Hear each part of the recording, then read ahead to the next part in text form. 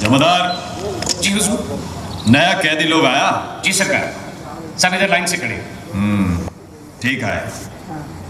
सुनो कैदी लोग, इस जगह पर हम शेर को पालतू बनाता है। तुम जेल का दीवार देखता है, जानता है इसको इतना नीचा क्यों बनाया? इधर से कोई भागने नहीं सकता, समझा? सब तरफ 1000 मील तक सिर्फ पानी है, और तुम हमको देखता है? हम इधर का खुदा है, डेविड बैरी। इस तरह कैदियों से ठसाठस भरी जेल की गंदी, सीली, बदबूदार हवा में इन लोगों का बंदी जीवन शुरू होता। बेड़ियों की आवाज, वार्डरूम की गाली गलौज और मार खाते कैदियों की चीख पुकार से गूंजती कोठरियों का दम घोटू माहौल कड़े से कड़े जीवन को भी तोड़ने के लिए काफी था। लेकिन इन कोठरियों में ऐसे बंदी भी आए जिन्हें माहौल हताश करने की बजाय जुल्म का मुकाबला करने की प्रेरणा देता रहा। वीर विनायक दामोदर सावरकर का नाम ऐसे ही बंदियों में बड़े सम्मान से लिया जाता है।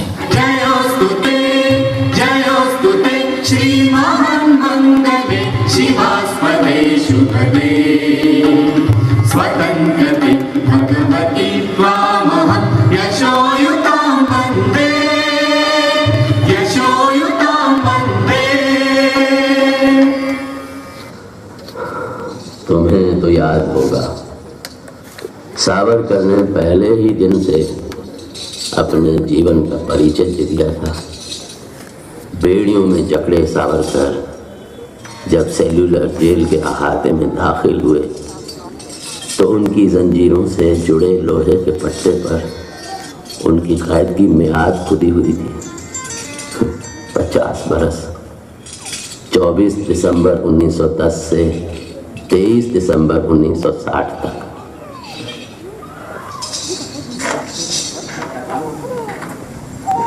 वेल सावरकर, तुमको 2 बार का उम्र कैद को सजा मिला है।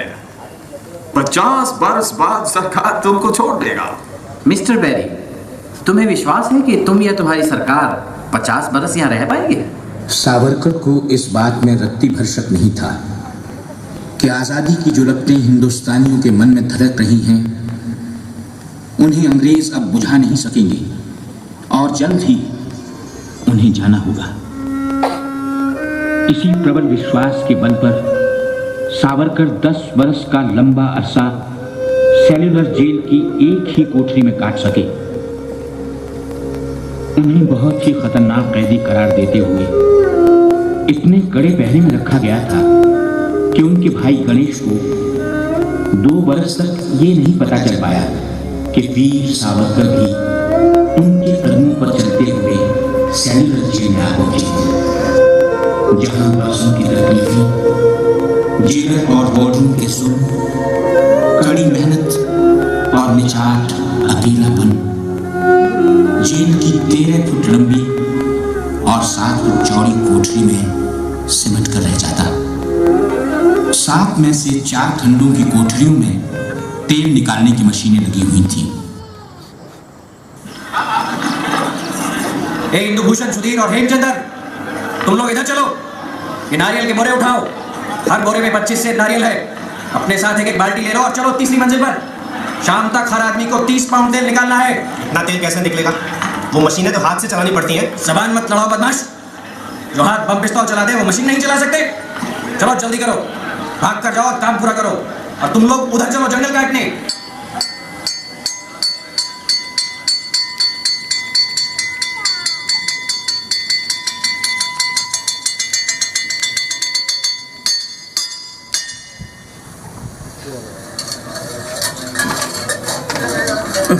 कैसा रद्दी खाना है। चावल में कंकड़, सब्जी में रेत और दाल में कीड़े। खाना क्या है, घास फूस है। बर्तन भी कैसे टूटे फूटे, थालियां जंग से लाल और तेल से चुपड़ी हुई। सबसे ज्यादा कमी तो पानी की है। हाँ, आज सुबह जब मैंने पानी मांगा तो जमादार बोला बस दिन भर में 2 डिब्बा पानी मिलेगा। पीने लायक रहता तो भी कोई बात थी, इतनी बास मारता है कि नाक बंद करके पीना पड़ता है। उधर क्या हल्ला हो रहा है? आ गया बैरी का चमचा, उल्लू का पट्टा, मिर्जा खान, पूरा यमदूत है, यमदूत। अरे हराम खोरो, सुना नहीं क्या कहा मैंने? बातचीत एकदम बंद, वरना ऐसी मार लगाऊंगा कि नानी याद आ जाएगी।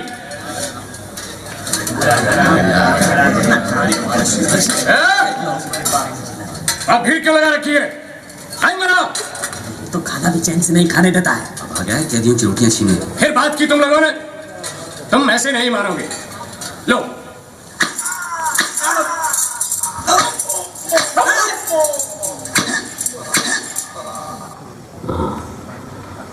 कैदियों को गाली देना या पीटना मामूली बात थी, चाहे वो खा रहे हों या काम कर रहे हों।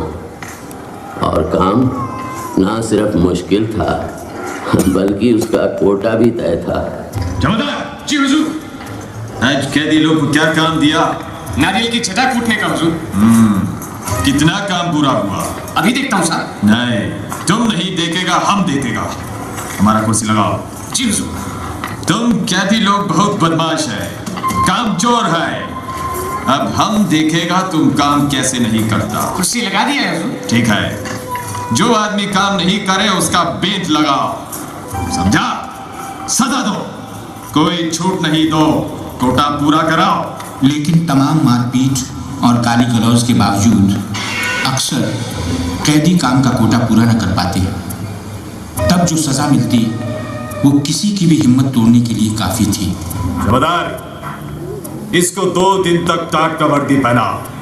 कल से इसका खाना बंद, सिर्फ 2 कप कंजी दो।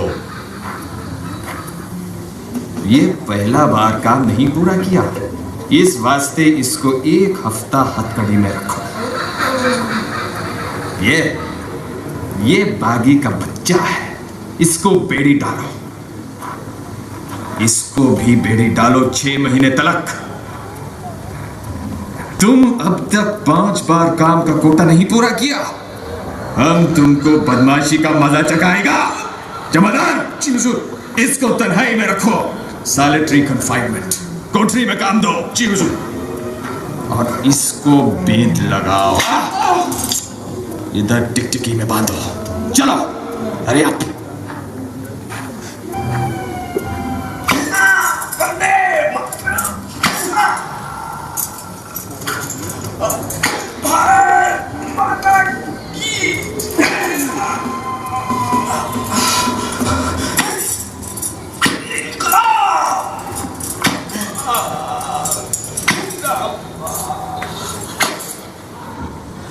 सज़ा की कोई सीमा नहीं थी, लेकिन सज़ा से भी ज़्यादा काम और काम का कोटा कैदियों पर भारी पड़ता। ख़ास तौर पर जब कैदियों को तेल के कोल्हू में जोत दिया जाता। उल्लासकर दत्त ने इस सारी तकलीफ की दिल को छू लेने वाली तस्वीर खींची है। हमारे गांव में तेल के कोल्हू में बैल जोते जाते हैं, और वो भी दिन भर में 10-12 सेर से ज़्यादा सरसों का तेल नहीं निकाल पाते। जेल में मुझे 2 और कैदियों के साथ बैल की जगह जोत दिया जाता, और हमें शाम तक 1 मन नारियल का तेल निकालने का काम सौंपा जाता। जमादार हमें दौड़ने पर मजबूर करते और रफ्तार धीमी होने पर कोड़े मारते। हर रोज़ जाने कितनी बार हम लड़खड़ाते, गिरते और मार खाते, और ये सिलसिला वर्षों जारी रहा। उल्लासकर, 1 हफ्ते से तुझे कह रहा हूं कि अपना खाना मुझसे मिल बांट कर खाया कर, लेकिन ऐसा लगता है तू सीधी तरह से नहीं मानेगा। तुमसे मिल बांट कर खाऊं तो मेरे लिए क्या बचेगा? तोल कर तो मिलता है खाना, मैं नहीं दूंगा। नहीं देगा कमीने? नहीं दूंगा। तो ले कुत्ते, अब डंडे खा। जा, मैं काम नहीं करता। काम तो तेरा बाप भी करेगा। क्या हो रहा वहां पर? हुजूर, ये काम करने से इनकार करता है। क्यों काम नहीं करेगा? जैसा बर्ताव ये जमादार करते हैं उसमें मैं काम नहीं करूंगा। बदमाश, तुम साला खेल के मैदान में नहीं जेल में है। इधर का डिसिप्लिन का खिलाफ जाएगा तो हम तुमको टुकड़ा टुकड़ा कर देगा। मिस्टर बैरी, तुम मेरे टुकड़े टुकड़े कर सकते हो, मेरे शरीर पर तुम्हारा बस है, लेकिन अपनी आत्मा का मालिक मैं हूं। तुम्हारा काम मेरी आत्मा के खिलाफ है, मैं नहीं करूंगा। नहीं करेगा? नहीं करूंगा, नहीं करूंगा, नहीं करूंगा।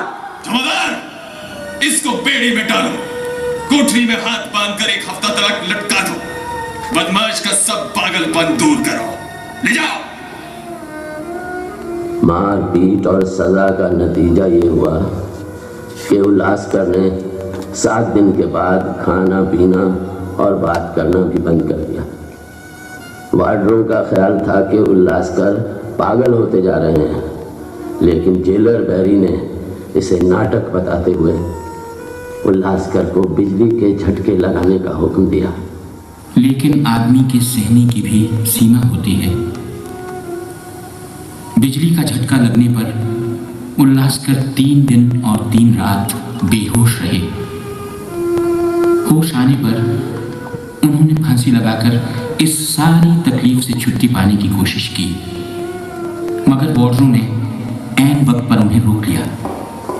उसके बाद डॉक्टर को बुलाया गया। सुनो उल्लासकर, हम जानता तुम अपने मुल्क का आज़ादी का वास्ते ये सब करता। हम तुम्हारे काम को ठीक नहीं समझता, लेकिन तुम अभी जवान है। अपना सजा पूरा करके वापस अपना मुल्क जाएगा। तब अपने हाथ से अपना जान क्यों लेता? क्या तुम डरपोक है? हम अपना सीनियर ऑफिसर का हुक्म नहीं बदल सकता, लेकिन तुम चाहेगा तो तुमको मेंटल हॉस्पिटल में भर्ती करा देगा। ठीक है, इन जानवरों के बीच रहने से पागलों के बीच रहना बेहतर होगा। उल्लासकर की सारी तकलीफ का जेलर डेविड बैरी पर कोई असर नहीं हुआ। उल्लासकर के जाने के बाद बैरी ने वीर सावरकर को चिढ़ाते हुए पूछा,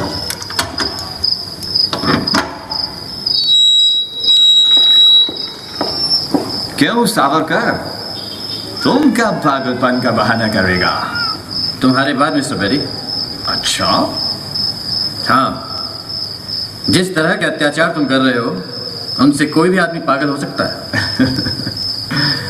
रहने दो ये सब बात सावरकर। तुम अच्छी तरह जानता है उल्लासकर पागल नहीं था, बहाना करता था। मिस्टर बैरी, अगर तुम सोचते हो कि उल्लास बहाना कर रहा था, पागल नहीं होता जा रहा था, तब तुम पहले ही पागल हो चुके हो। ये सब अत्याचार बंद करो, वरना हमारे सामने स्ट्राइक के अलावा और कोई रास्ता नहीं बचेगा। छूट नहीं, रियायत नहीं तो काम नहीं। छूट नहीं, रियायत नहीं तो काम नहीं। हमारी मांगे पूरी करो। हमारी मांगे पूरी करो। इनकलाब जिंदाबाद। इनकलाब जिंदाबाद। इनकलाब जिंदाबाद। बंदियों को छोड़ दो, छोड़ दो, छोड़ दो। इनकलाब जिंदाबाद। कितना स्ट्राइक करता है? जो आदमी स्ट्राइक करे, काम नहीं करे, उसको हथकड़ी लगाकर कोठरी में लटका दो, खाना बंद कर दो और 7 दिन तक बिना नमक का कंजी दो। और इस तरह कैदियों ने अपने आखिरी हथियार को इस्तेमाल करना शुरू किया। हड़तालों का एक लंबा सिलसिला चल पड़ा, मगर ऐसे मामलों से जेलर बैरी और उसके अमले के रवैये में कोई खास फर्क नहीं आया। कुल मिलाकर सेल्यूलर जेल के कैदी तकलीफ और बदसलूकी के बीच अपने दिन गुजारते रहे। बंदी घर की इस मनहूसियत और अकेलेपन में कैदियों के दुखते हुए अंगों और जलते हुए दिलो दिमाग पर किसी चिड़िया की चहक मरहम का काम करती, किसी मेंढक का टर्राना संगीत जैसा मालूम होता। एक सुख का स्मरण न करना कृतज्ञता होगी। वो सुख था बुलबुल पक्षियों की चहक, उनका मधुर स्वर, उनके झुंड कल कल करते नारियल के टुकड़ों पर टूट पड़ते। गंभीर विचारों से मुक्ति पाने के लिए मैं मन को बलपूर्वक इन बुलबुलों की चहक में लगाए रखता। मैं अपनी भाषा उन्हें सिखाने में असमर्थ था। यदि सिखा पाता तो मैं उन्हें देश प्रेम के गीत सिखा देता, ताकि अगर कोई मेरी कोठरी खोजता हुआ आए तो लोग कहते कि जिस कोठरी के सामने बुलबुल देश प्रेम के गीत गा रही हो वही सावरकर की कोठरी है। सावरकर को बुलबुलों के संगीत की जरूरत रही भी होगी, क्योंकि उनकी कोठरी के ठीक सामने ही फांसी घर था। पहली मंजिल की 4 कोठरियां फांसी पाने वाले कैदियों के लिए अलग कर दी गई थी और यहीं से मौत की सजा पाने वाले कैदी अपना आखिरी सफर शुरू करते थे। मौत की तरफ एक बिल्कुल अकेला रास्ता था, जिस पर ना कोई मददगार था ना कोई सहारा। कोठरी से फांसी घर के बीच आखिरी कर्मकांड संपन्न होते कैदियों को नहलाया जाता, धर्म ग्रंथों का पाठ होता और फिर फांसी के तख्ते की तरफ ले जाने वाली चंद सीढ़ियां रह जाती।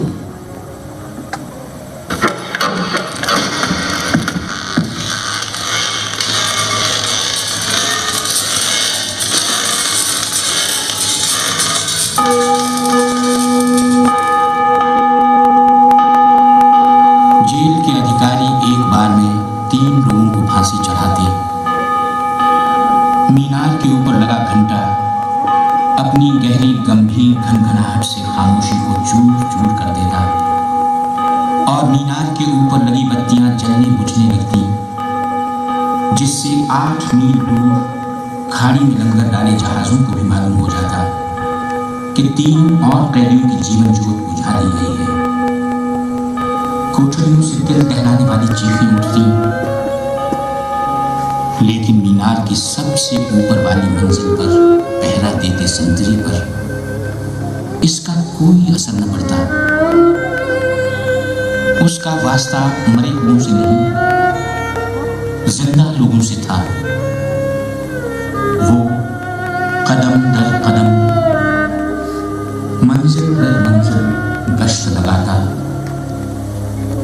और रात की पारी के बॉर्डर आवाज लगाते, 21 सेल बंद, 4 वार्डर और राइट। और यूं जिंदगी का ढर्रा बदस्तूर जारी रहता। इसी बीच हजारों कैदियों की बद्दुआओं का बोझ अपनी आत्मा पर लादे डेविड बैरी आखिरकार अंडमान से विदा हुआ। हाँ, मगर तुमने तो देखा ही था कैसी हालत थी उसकी। सेहत जवाब दे चुकी थी, अंगों की हरकत बंद हो चुकी थी। 2 आदमियों ने उसे उठाकर जहाज पर पहुंचाया था। फिर खबर आई कि कलकत्ते पहुंचते ही उसकी जीवन लीला समाप्त हो गई। वतन परस्तों को उनके वतन से दूर रखने वाला खुद आखिरी घड़ी में अपने वतन का मुंह नहीं देख पाया। मगर डेविड बैरी के जाने के बाद भी जेल अधिकारियों के जालिमाना रवैये में कोई तब्दीली नहीं आई। आखिरकार 12 मई 1933 को कैदियों ने फिर भूख हड़ताल का सहारा लिया। भूख हड़तालियों में सरदार भगत सिंह के बहादुर साथी महावीर सिंह भी शामिल थे, जिनके होठों पर हमेशा ये गीत रहता, न मुँह छिपा के जिए और न सर झुका के जिए, सितमगरों की नजर से नजर मिला के जिए, बस एक रात अगर कम जिए तो हैरत क्यों कि हम जहां में मशाले जला जला के जिए। हड़ताल के 5वें दिन जब कैदियों को जबरदस्ती खुराक दी जाने लगी तो महावीर सिंह ने ताकत भर विरोध किया। अरे जालिमों, तुम नहीं जानते हम कौन हैं। हम मर सकते हैं पर छुप नहीं सकते। इनकलाब जिंदाबाद। हमें ऑर्डर मिला है तुम्हें नली से दूध पिलाने का। चलो जमादार, पकड़ो इसे। तुम सारा जोर लगा लो, हम जबरदस्ती नहीं जाएंगे। तुम इसका रिक्शा हाथ पकड़ो। टांगे ना लो। चलिए साहब, डालिए नाक में नली, डालिए साहब।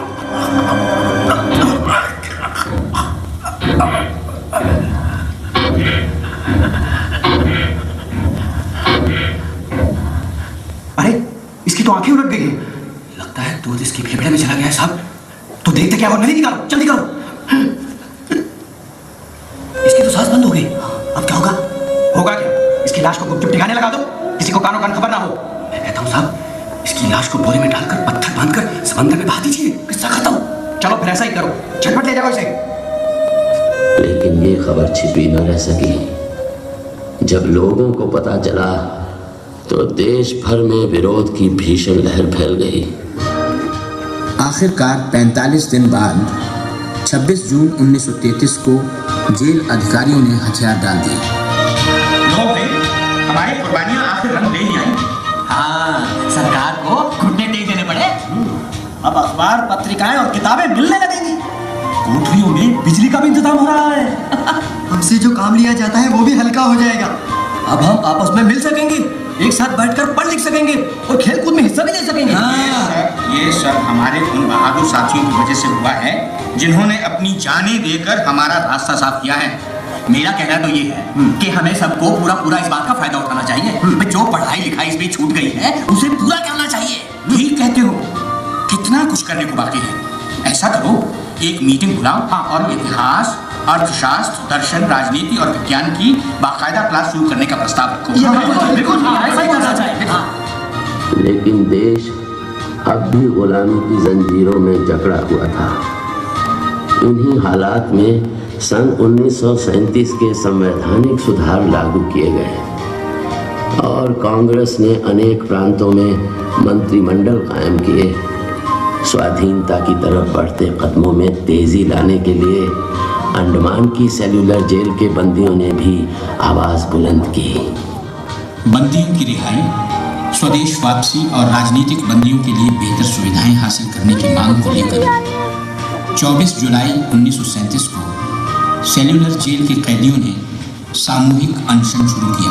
इंकलाब जिंदाबाद, इंकलाब जिंदाबाद, वंदे मातरम, वंदे मातरम, वंदे मातरम, वंदे मातरम, वंदे सरकार मुर्दाबाद, वंदे सरकार मुर्दाबाद, भारत माता की जय, भारत माता की जय। इस भूख हड़ताल का असर पूरे देश पर पड़ा। जगह जगह कैदियों के समर्थन में आंदोलन होने लगे। सारे देश के राजनीतिक बंदियों ने अनशन शुरू कर दिया। गुरुदेव रविंद्रनाथ ठाकुर ने और कांग्रेस की कार्यकारिणी की तरफ से जवाहरलाल नेहरू ने कैदियों से भूख हड़ताल समाप्त करने की अपील की और 28 अगस्त 1937 को गांधी जी ने सेल्यूलर जेल के बंदियों को तार से संदेश भेजा। हाँ, तार में लिखा था, मैं गुरुदेव टैगोर और वर्किंग कमेटी की राय में अपनी अपील भी जोड़ना चाहता हूँ। आप सब हड़ताल वापस ले लें और हम पर भरोसा रखें। हम आपको राहत दिलाने के लिए पूरी कोशिश कर रहे हैं। कैदियों पर गांधी जी की इस अपील का बहुत असर पड़ा। सभी कैदियों ने आपस में सलाह करने के बाद जवाब दिया। देशव्यापी अपील और आपके संदेश ने हमारे दिलों को छू लिया है। हम इस भरोसे पर भूख हड़ताल मुलतवी कर रहे हैं कि सारे देश ने हमारी मांगों और हमारे उद्देश्य को अपना बना लिया है। 36 दिन के संघर्ष के बाद एक बार फिर बंदियों की जीत हुई। नतीजे के तौर पर सितंबर 1937 से सेल्यूलर जेल के कैदियों की स्वदेश वापसी शुरू हो गई। आखिरी जत्था जनवरी 1938 में रवाना हुआ। 80 साल के बाद सेल्यूलर जेल राजनीतिक बंदियों से खाली हो गई और अंडमान द्वीप समूह के इतिहास का एक तकलीफदेह दौर खत्म हो गया। मगर एक और जालिम दौर जल्द ही शुरू होने वाला था। तुम्हारा इशारा शायद जापानियों के हमले की तरफ है। हाँ, सन 1939 में दूसरा विश्व युद्ध शुरू हुआ।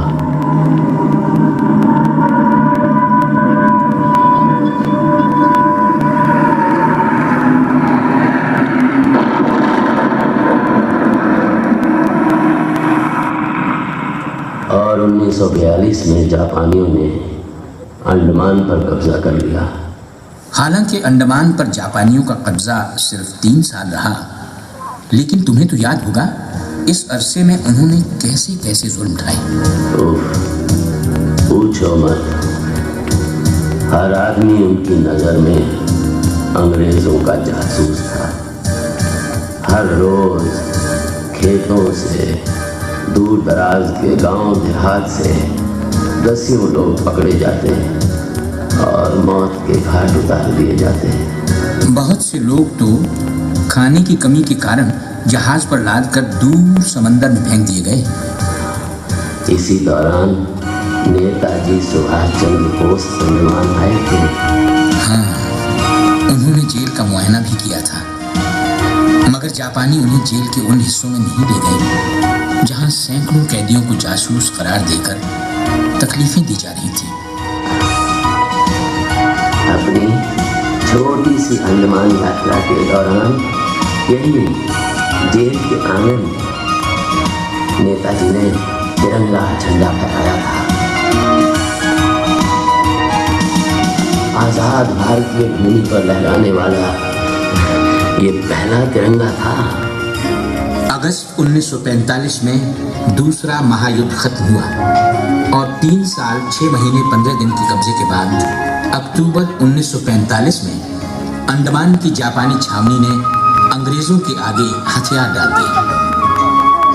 सेल्यूलर जेल के फाटक एक बार फिर खुले और कैदियों को रिहा कर दिया गया।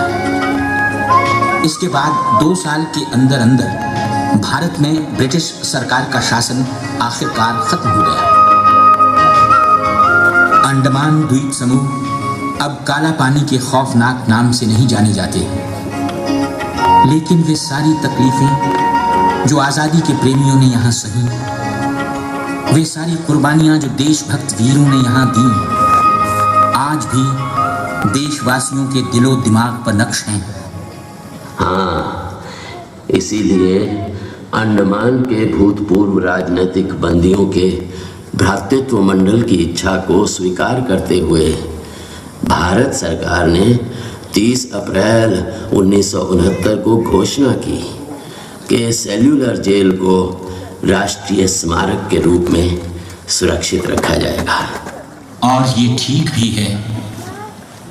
हमें उन तमाम लोगों को हमेशा याद रखना है जिन्होंने कटघरों में बंद शेरों की तरह यहाँ अपने दिन गुजारे, लेकिन इन्हीं सीधी तंग कोठरियों में स्वाधीन भारत के सपने बुने और हर हाल में देश का माथा ऊंचा रखा।